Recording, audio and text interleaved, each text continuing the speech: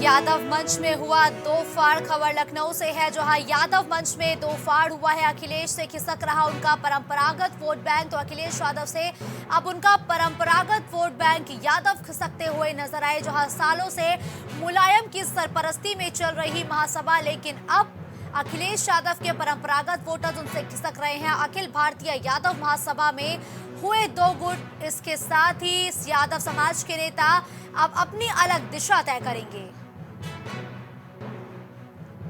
Gomti hotel में होगी यादव सभा के पदाधिकारियों की बैठक। तो गोमती होटल में यादव सभा के पदाधिकारियों की बैठक होगी और साफ तौर पर कहा जाए कि अखिलेश यादव को एक बड़ा झटका लगने वाला है, क्योंकि यादव मंच अब दो गुटों में बढ़ता हुआ नजर आया और अखिलेश यादव से उनका परंपरागत वोट बैंक खिसक रहा है।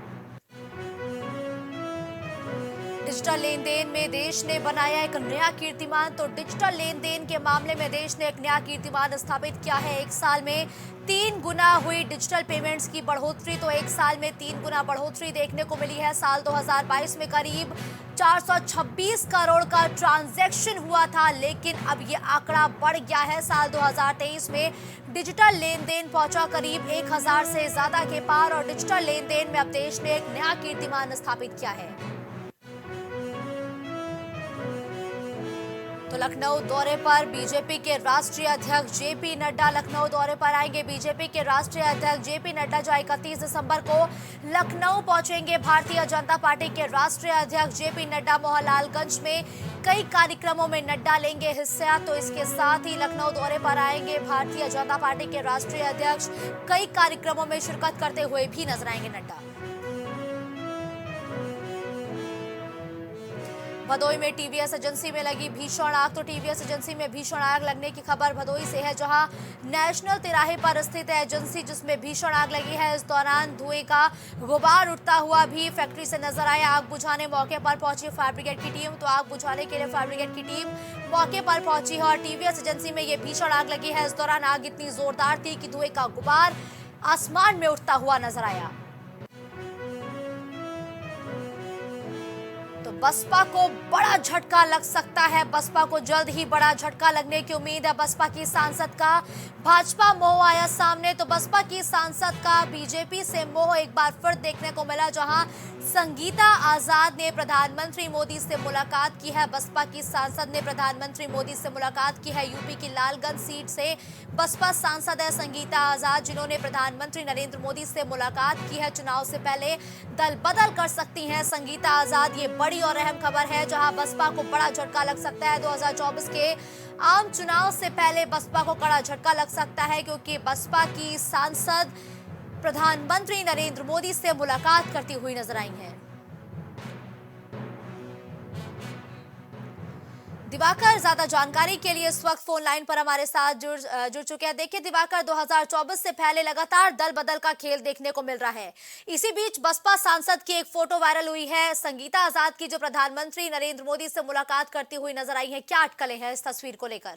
बिल्कुल, देखिए, अगर तस्वीरों को देखा जाए और तस्वीरों को देखने के बाद अगर सियासी लहजे से देखा जाए, सियासी नजरिए से देखा जाए, तो कहीं न कहीं ये कहना गलत नहीं होगा कि संगीता आजाद, जो कि बसपा की आजमगढ़ की लोकसभा जो सीट है, वहां से सांसद हैं और वो मोदी से मिलती हुई नजर आ रही, तो जाहिर बात कि हो सकता है कि 2024 के चुनाव के पहले संगीता आजाद कमल का हाथ थाम ले। लेकिन इसका दूसरा पहलू भी एक हो सकता है, क्योंकि सांसद हैं, जाहिर बात है कि लोकसभा में बैठती हैं, तो हो सकता है कि प्रधानमंत्री किसी एक पार्टी नहीं बल्कि सबके होते, हो सकता है कि प्रधानमंत्री से किसी काम को लेके या क्षेत्र के किसी विकास को लेके मुलाकात हुई हो। लेकिन अभी जो इस वक्त मौका चल रहा, जो माहौल है, उसको देख कर तो यही कहा जा सकता है कि संगीता आजाद जो है वो प्रधानमंत्री से उन्होंने मुलाकात की है, तो हो सकता है जल्द ही हाथी से उतर के कमल अपने हाथों में ले लें। जी बिल्कुल ठीक है, धन्यवाद दिवाकर इस खबर पर हमारे साथ जुड़ने के लिए।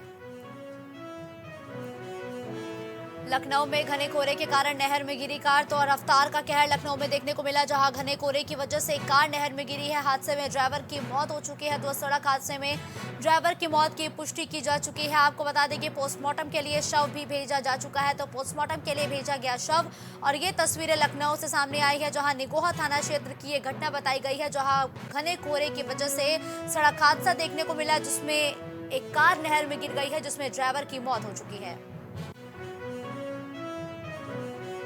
तो कांग्रेस का स्थापना दिवस आज दिल्ली में कांग्रेस आज अपना स्थापना दिवस मनाती हुई नजर आ रही है। कांग्रेस का आज 138वां स्थापना दिवस है। कांग्रेस आज अपना 138वां स्थापना दिवस मनाती हुई नजर आई है दिल्ली में, जहां नागपुर में कांग्रेस की महारैली देखने को मिलेगी और इस महारैली में कांग्रेस के दिग्गज नेता मौजूद रहेंगे। आपको बता दें कि मल्लिकार्जुन खड़गे समेत राहुल गांधी, प्रियंका गांधी वाड्रा भी इस रैली में मौजूद रहेंगे।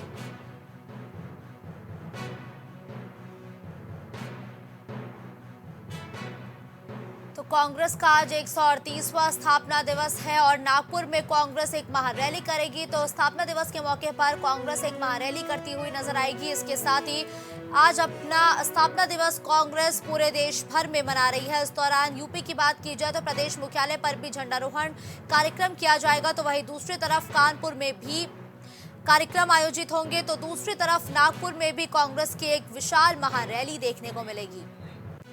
आमिर इस खबर पर ज्यादा जानकारी के लिए इस वक्त हमारे साथ जुड़ चुके हैं। आमिर, देखिए 138वां स्थापना दिवस आज कांग्रेस मना रही है। दिल्ली में तो कार्यक्रम हो ही रहे हैं, लेकिन इसके इतर नागपुर में एक विशाल रैली निकालने की तैयारी में है कांग्रेस। रैली का लक्ष्य क्या है? ये देखिए, जो स्थापना दिवस है इसमें पूरे देश भर में जो है कार्यक्रम होंगे, रैली निकाली जाएगी। लोकसभा का चुनाव नजदीक है, नागपुर में भी कांग्रेस की महारैली होना है और स्थापना दिवस के मौके पर स्थापना दिवस के साथ साथ जो है रैली से भी कांग्रेस जो है जनता के बीच में जाएगी और चुनाव की तैयारियों को एक नया रूप देगी। बिल्कुल ठीक है, धन्यवाद।